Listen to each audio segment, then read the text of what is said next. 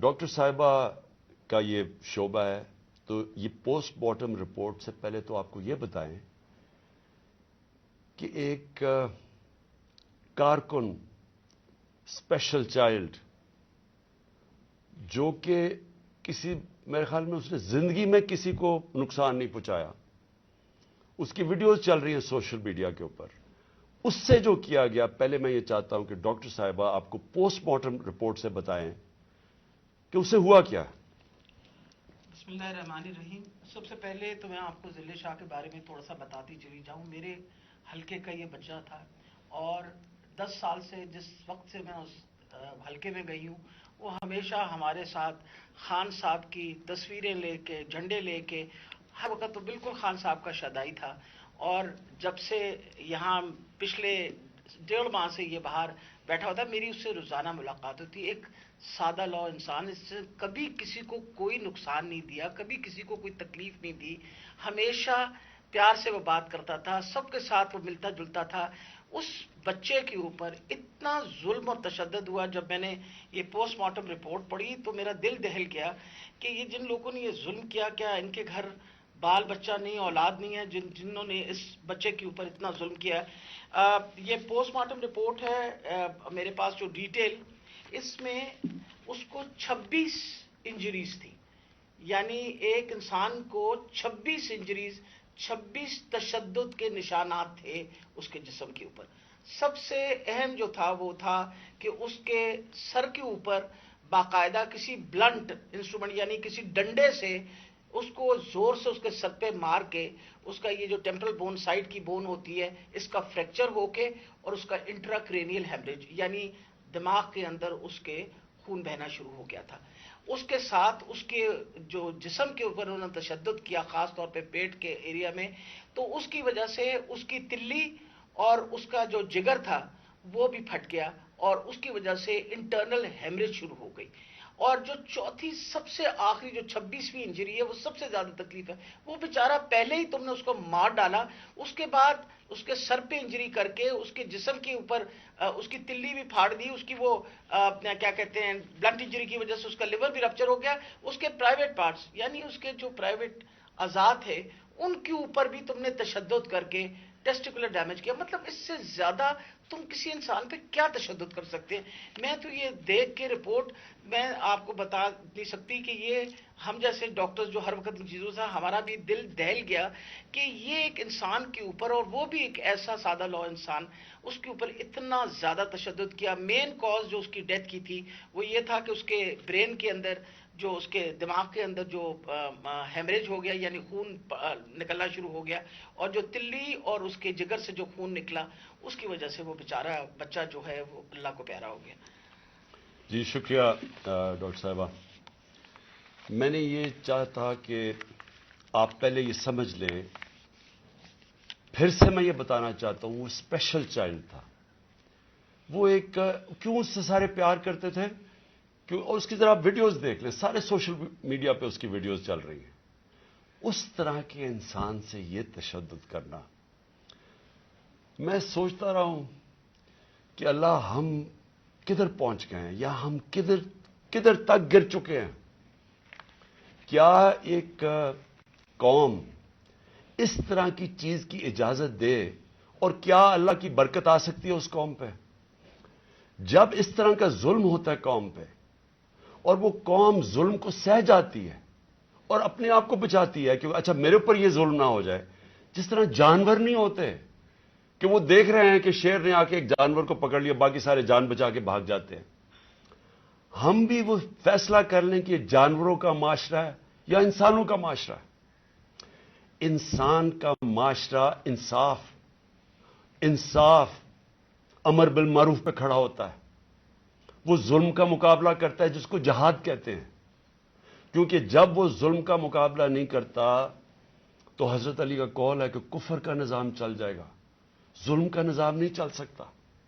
یہ ہمارے نظام کے اوپر یہ جو ڈاکٹر صاحبہ نے ابھی پڑھ کے سنایا ہے، میں آپ کو یہ یقین دلاتا ہوں کہ یہ سب آپ سمجھ لیں، اگر ایک قوم اس کے اوپر اپنی آواز بلند نہیں کرے گی اور جو کمزور ترین جہاد ہے کہ زبان سے اس کے خلاف نہیں بولے گی، تو یہ قوم کو جینے کا حق نہیں دیتا اللہ۔ وہ قرآن میں کہتا ہے کہ میری زمین پہ نکل کے دیکھو کتنی قومیں میں نے تباہ کی جو میرے حکم پہ نہیں چلی۔ ہم تباہی کا راستہ ہے یہ ہمارا۔ یہ جو پاکستان سے ہو رہا ہے، میں نے ہوتا ہوگا دہشت گردوں سے، شاید ملک کے غداروں سے اس طرح کی چیزیں ہوتی ہوں، میں نے اپنی زندگی میں کبھی اس طرح کے واقعہ نہیں دیکھے کہ پہلے ایک کارکن ہے، پھر وہ اسپیشل چائلڈ ہے، اور پھر وہ کوئی کسی قسم کا زندگی میں اس نے کسی سے لڑائی تک نہیں کی، اس سے یہ تشدد کیا جائے۔ اور تشدد کیا کیا؟ سر بھی اس کا، انہوں نے کہا کہ اندر سے خون نکلنا شروع ہو گیا، اس کا جو جگر ہے اور جو اس کی جو پتا ہے اس کو انہوں نے اس طرح مارا بے دردی سے، وہ اندر سے خون نکلنا شروع ہو گیا۔ لیکن اس کے پرائیویٹ پارٹس، یعنی اس کے اوپر تشدد کیا ہوا۔ میں ایک اور قرآن کی آیت ہے، اللہ کہتا ہے کہ انسان کو کہ میں نے تمہیں اشرف المخلوقات بنایا، سب سے عظیم مخلوق، جو انسان کا درجہ فرشتوں سے بھی اوپر چلا جاتا ہے۔ اگر انسان اللہ کے حکم پہ چلے وہ فرشتوں سے اوپر چلا جاتا ہے، لیکن وہی قرآن میں لکھا ہوا جب وہ گرتا ہے وہ جانوروں سے بھی نیچے چلا جاتا ہے۔ جانور بھی یہ نہ کریں۔ اور یہ جو ہمارے اوپر جب سے میں یہ دیکھا ہے، ایک آدمی جب سے آیا ہے اس کو ایک پوزیشن پہ لگایا ہے، میں نام نہیں لیتا کیونکہ پھر سینسر ہو جائے گا، اس کو بھی پتا ہے، قوم کو بھی پتا ہے وہ کون ہے، جو اس نے ظلم کرنا شروع کیا سیاسی کارکنوں پہ۔ ایکسپرٹیز تھی اس کی کاؤنٹر ٹیررزم، دہشت گردوں سے کچھ کرتا تھا، لیکن میں سوچتا ہوں کہ وہ دہشت گردوں سے بھی یہ جو کرتا ہوگا یا جن کے اوپر شک ہوگا کرتا ہوگا، تو وہ کتنی نفرت پھیلی ہوگی ان علاقوں کے اندر۔ تو یہ جب سے وہ آیا، پہلے ہم نے شہباز گل کا، پہلے ہم مانے ہی نہ کہ شہباز گل سے یہ ہوا، وہ شہباز گل ابھی تک ٹھیک نہیں ہوا، جو انہوں نے اس کے اوپر تشدد کیا ہے۔ ایک یونیورسٹی پروفیسر پاکستان آتا ہے، چھوڑ کے ملک کے لیے ایک خواب دیکھ کے آتا ہے، اس کو جو انہوں نے ننگا کر کے جو اس کے اوپر تشدد کیا وہ ابھی تک ٹھیک نہیں ہے۔ کون سا وہ دہشت گرد تھا؟ پھر اعظم سواتی سے جو کیا انہوں نے، یعنی ہم اگر قوم یہ چیزیں بھول جائیں گی، ایک دن آپ کا بھی وقت آ جائے گا۔ ایک سینیٹر 75 سال کا آدمی، اس کو صرف ایک ٹویٹ کرنے پہ اوپر کے باجوہ صاحب شکریہ NRO 2 کا، کون سے دنیا کے ملک کے اندر یہ جرم ہے کہ شکریہ باجوہ صاحب NRO 2 کا؟ لیکن وہ کوئی سپر کنگ، کوئی فرعون کہ کسی کی جرت پڑ گئی، رات کو اس کو مارا، پوتیوں کے سامنے اس کو 3 بجے آ کے گھر میں تشدد کیا، پھر اس کو اٹھا کے لے کے گئے اور نامعلوم افراد کے حوالے کیا جنہوں نے ننگا کر کے اس کے اوپر تشدد کیا، اور جب اس کو مار رہے تھے تو سنا رہے تھے اس کی چیخوں کی آوازیں، اور اس میں بتا رہے تھے اس کو کہ بتاؤ یہ عمران خان سے کیا جائے گا۔ یہ ان لوگوں سے پالا پڑا ہوا اس قوم کو۔ اس کے بعد ارشد شریف سے وہ سب کو پتا ہے کیا ہوا، کیا ارشد شریف کا قصور تھا۔ ساری قوم جانتی ہے کہ وہ رائے حق کا آدمی تھا، کوئی اس کا ضمیر کی قیمت نہیں تھی، کوئی اس کو خرید نہیں سکتا تھا، ڈرا نہیں سکتا تھا۔ اس جیسے جرنلسٹ سے، صحافی سے انہوں نے کیا، اور پھر سوشل میڈیا کے بچوں سے۔ میں نے آپ کو بتایا ماں باپ کا مجھے آیا کہ ہمارا بیٹا ابھی تک ٹھیک نہیں ہوا، کوئی ٹویٹ کرنے پہ اس کو اٹھا کے لے گئے، 2 دن اس کو رکھ کے یہی ننگا کر کے مارا۔ وہ کہتے ابھی تک وہ ذہنی طور پر ٹھیک نہیں ہوا۔ کتنے سوشل میڈیا کے بچوں نے مجھے یہ بتایا کہ انہوں نے ٹویٹس کے اوپر اٹھا کے لے گئے ان کو۔ دہشت کہ کیسے کسی طرح ہم ان کو بھیڑ بکریوں کی طرح بنا دیں، خوف اتنا پھیلا دیں کہ ان کو غلام بنا دیں، اور پھر صحافیوں کے اوپر ان کو ذلیل کرنا، ان کو یعنی عمران ریاض کو پکڑ کے اس کو جیل میں 4 چھوٹے سے کمرے میں بند کر دیا، گندے سے کمرے میں، اس کو سمیع ابراہیم جیسے صحافی کو اس کو جا کے ذلیل کرنے کو، ایاز امیر دانشور اس سے جو کیا ہے، جمیل فاروقی کو اٹھا کے وہ بتا رہے ننگا کر کے، اس کو ننگا کرنے کا شوق ہے۔ साइकोपैथ है. मैं आपको बता रहा हूं, नॉर्मल आदमी इस तरह नहीं करते. ये कोई प्रॉब्लम है, कोई ज़हन के अंदर ज़हनी मरीज है जो इस तरह का तशद्दुद कर सकता है.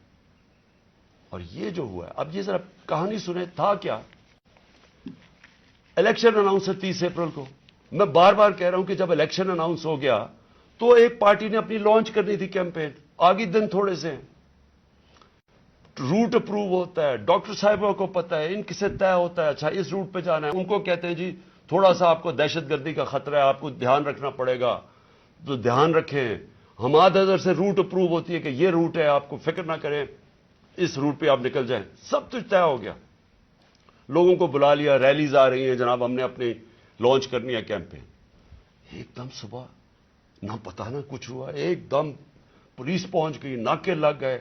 फिर ये नहीं उन्होंने किया, डॉक्टर साहब ये गवाह हैं, ये तो अपनी तरफ से आ रहे थे एक रैली लेके, आगे नाका ना, उन्होंने इन्होंने चुप करके खड़े हैं वहां.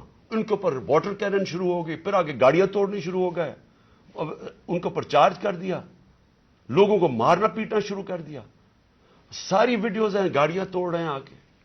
और पूरा प्लान बना हुआ था कि उस दिन उन्होंने और लाशें गिरानी थी.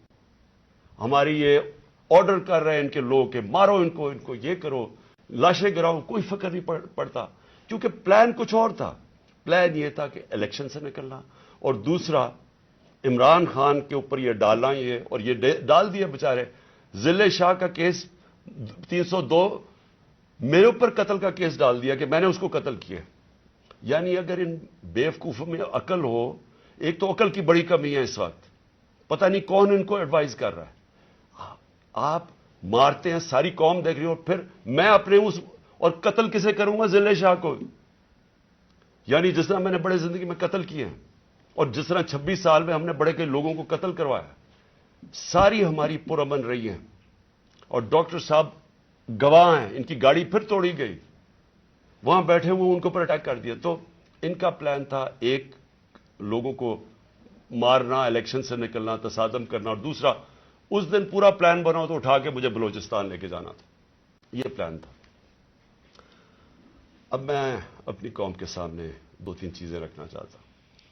देखें, इस वक्त बदतरीन किस्म का मार्शल लॉ से भी बुरी सख्ती आई हुई है. हमारे ऊपर तो आई हुई है. वो दूसरे जो मर्जी करते फिरें, पुलिस एस्कॉर्ट उनके टैक्स पेयर के पैसे पे वो अपनी कैंपेन कर रही है, कोई पूछने वाला नहीं है, बल्कि पूरी मदद की जा रही है. वो और बात है कि लोग नहीं आ रहे, लेकिन उनकी पूरी मदद. और यहां इलेक्शन शेड्यूल के बाद भी कैंपेन के ऊपर पाबंदियां, हमारे लोगों के ऊपर केसेस, कितने लोग अभी जेल में हैं, कितने लोगों के, मेरे ऊपर अब 80 तकरीबन केस हो गए हैं. कोशिश है कि किसी तरह हम कैंपेन से निकल जाएं, और सारी कोशिश ये है कि इतना खौफ फैला दिया जाए कि किसी तरह इन चोरों को फिर से जिता दिया जाए. मेरा सवाल अब ये है, शुएब शेख को पकड़ लिया कल, उसका क्या कसूर था? बोल का क्या कसूर है? कसूर यह है कि वो हमें कवरेज देता है. कसूर यह है कि वो जो कंट्रोल्ड चैनल्स इनके हाथ में हैं, जिनको पैसा भी चल रहा है और जिनको कंट्रोल किया हुआ है, उनमें से तो ब्लैकआउट हो गया. तो जो 1-2 चैनल्स हमें दिखाती हैं, 3-4 चैनल्स, उनको तो किसी तरह बंद किया जाए. इसका कसूर यह था, और मैं इसको आज खराज तहसीन पेश करता हूं. इसने मुझे बताया कितने केसेस इसके ऊपर कर रहे हैं, कितना प्रेशर डाल रहे हैं कि किसी तरह इमरान खान की कवरेज खत्म करो. और उसको कल पकड़ के जेल में डाल दिया. ARY को कल बंद कर दिया. बंद किस चीज के ऊपर करा, अभी तक यह भी नहीं हमें पता बंद किस पे किया है. बस इमरान खान की कवरेज नहीं दे रही. पेमरा का कल इनको अदालत ने कहा कि पेमरा को कि मेरे ऊपर से बैन उठाओ. कल टेलीफोन कर करके लाइव तकरीर उन्होंने करने नहीं दी. और ये इलेक्शन का या चंद महीने, हफ्ते रह गए हैं, इलेक्शन के महीने में उनको टेलीफोन कर करके मेरी तकरीर नहीं करने दी. अब ये कौन इतना ताकतवर है कि हाई कोर्ट के फैसले के बावजूद वो हुक्म करता है कि जनाब इमरान खान को नहीं दिखाना, और वो नहीं दिखाते? कौन इतना ताकतवर? फिर एक और ड्रामा हो रहा है. जिले शाह के बाप को पहुंच गए हैं सारे, ये पुलिस पहुंच गई है उसके घर, पता नहीं उसे क्या हो रहा है. जोर ये लगाया जा रहा है कि किसी तरह केस पीछे हटे. جب سب کو ضلع شاہ کے والد نے بتایا کہ کل کیا ہوا ہے، آئی وٹنسز ہے، انہوں نے دیکھا اس کو، اس پولیس وین کے اندر جو پریزن وین تھی وہ دیکھا سب نے، ان آئی وٹنسز کی سٹیٹمنٹ ہے کہ ہوا کیا، گواہ بیٹھے ہیں، اس کے باوجود کوشش کی جا رہی ہے کہ جی ایکسیڈنٹ ہو گیا یا کوئی اور وجہ بتا دے اس کے مرنے کی، اوپر سے 302 کا مطلب کہ میرے اوپر ڈال دیا کیس۔ یہ کون کر رہا ہے؟ یہ کور اپ کون کر رہا ہے؟ کس کے پاس اتنی طاقت ہے کہ یہ کور اپ کرنے کی کوشش کر رہا ہے؟ ہم جب پولیس والوں سے اندر سے پیغام آ رہے، جی ہم نے نہیں کیا، یہ کوئی نامعلوم افراد لے گئے تھے۔ کور اپ میرا کس نے کیا؟ ارشد شریف کا کور اپ کون کر رہا ہے؟ میری جے آئی ٹی کو سیبوٹاج کون کر رہا ہے؟ کون اتنا طاقتور ہے کہ پولیس کو حکم دیتا ہے کہ آپ نے گواہی نہیں دینی میری جے آئی ٹی میں، اور پھر جے آئی ٹی کا ریکارڈ سارا غائب، اور پھر جے آئی ٹی کو ایک کیئر ٹیکر گورنمنٹ ختم کروا دیتی ہے، اور پھر ارشد شریف کا کور اپ کون کر رہا ہے؟ کون اس کی جے آئی ٹی آگے نہیں بڑھنے دیا جا رہا؟ اور یہی لوگ اب اس کا کور اپ کریں گے، کیونکہ اس میں سے چیزیں اور نکلنی ہیں۔ پولیس نے کہنا ہم نے نہیں کیا، ہم نے اس کو پوری طرح کیس لڑیں گے۔ یہ محسن نقوی جو پلانٹ کیا ہوا، جو کس نے پلانٹ کیا اس ملک، اس پنجاب کے اوپر چیف منسٹر، اس کے اوپر ہم کیسز کریں گے، آئی جی کے اوپر کریں گے، وہ جو سی سی پی او بنایا ہوا اس پہ کریں گے۔ عدالت نے، سپریم کورٹ نے کہا کہ جو پرانا سی سی پی او ہے اس کو واپس ری انسٹیٹ کرو، اس کو ابھی تک ری انسٹیٹ نہیں کیا۔ عدالتوں کے فیصلے نہیں چل رہا ہے، عدالت کچھ کہتی ہے یا اس کے اوپر عمل نہیں کیا جاتا۔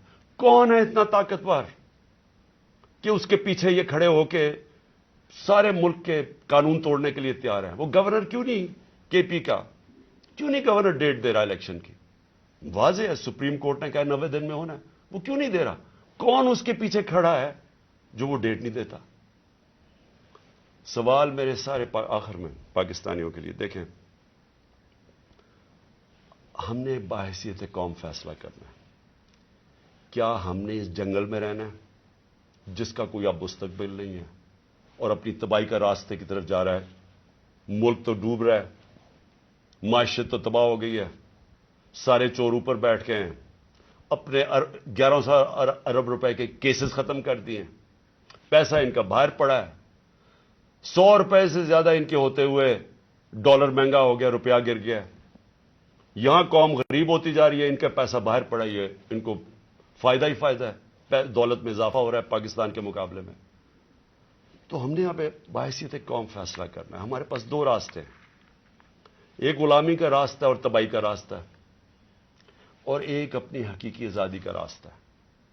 میں اپنی ساری قوم کو آج کہہ رہا ہوں، دیکھیں جو ضلع شاہ سے ہوا ہے، اگر آپ سب کے دل میں وہ تکلیف نہیں ہے جو آج ہم سب کو ہو رہی ہے، یہاں ڈاکٹر صاحبہ بتائیں گی نہیں، وہاں عورتیں رو رہی ہیں ہماری، جو ہر روز اس کو دیکھتی تھیں۔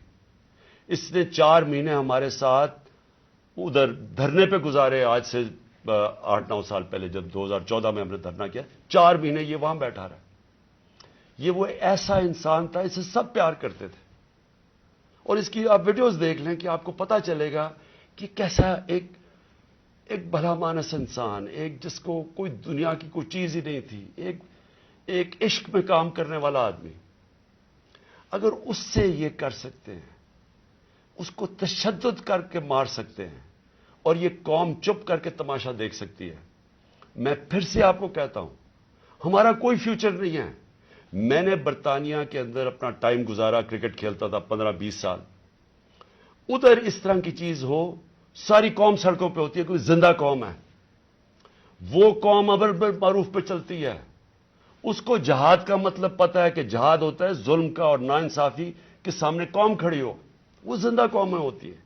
میں ساری اپنی قوم کو کہتا ہوں، یہ جو لوگ ہماری بدقسمتی ہے کہ یہ جو زرداری اور نواز شریف اور شہباز شریف جو 30 سال سے جرم پیشہ لوگ اس ملک کو لوٹ رہے ہیں اور ہر قسم کا جرم کرتے ہیں، یہ بیٹھے ہیں، اور جو 2-3 نامعلوم افراد جو اس کو جکڑ کے بیٹھے ہیں، جن کا میں نام نہیں لیتا کیونکہ پھر کٹ جائے گا، انہوں نے یہ ملک کو ادھر لے کے جا رہے ہیں.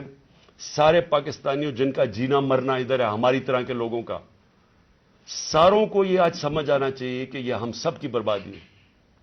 ان کو کوئی فرق نہیں پڑے گا, کیونکہ جنہوں کے پیسے باہر پڑے ہیں, جن کے ڈالرز باہر پڑے ہوئے ہیں, ان کو کوئی فرق نہیں پڑے گا جس طرف یہ قوم جا رہی ہے. اس لیے ساری قوم کا میرا آخر میں پیغام ہے کہ یہ وقت ہے ہم سب کھڑے ہوں اس کے خلاف. میں جو انہوں نے کیا پرسوں, یعنی جو ظلم کی انتہا کی, ساری قوم کے اوپر ہے. یہ ہمارا جرم کیا تھا؟ آپ اگر کوئی جرم بھی نہ کریں, آئین اور قانون کے بیچ میں چلیں, اور پھر آپ کے اوپر ڈنڈے برسائیں, لوگوں کو ماریں, گاڑیاں توڑیں اور قتل کر دیں, ایک وہ انسان یعنی جس کو شاید اتنا تکلیف نہ ہوتی اوروں کی جتنی اس کی ذل شاہ کی تکلیف ہے. میں ساری قوم کو آج کہتا ہوں کہ آپ سب تیاری کریں. ہم نے اس حقیقی آزادی کی جہاد میں ہمیں سب کو تیار ہونا چاہیے کہ ہماری جان بھی چلی جائے, لیکن ہم نے اب پیچھے نہیں ہٹنا. پاکستان زندہ باد.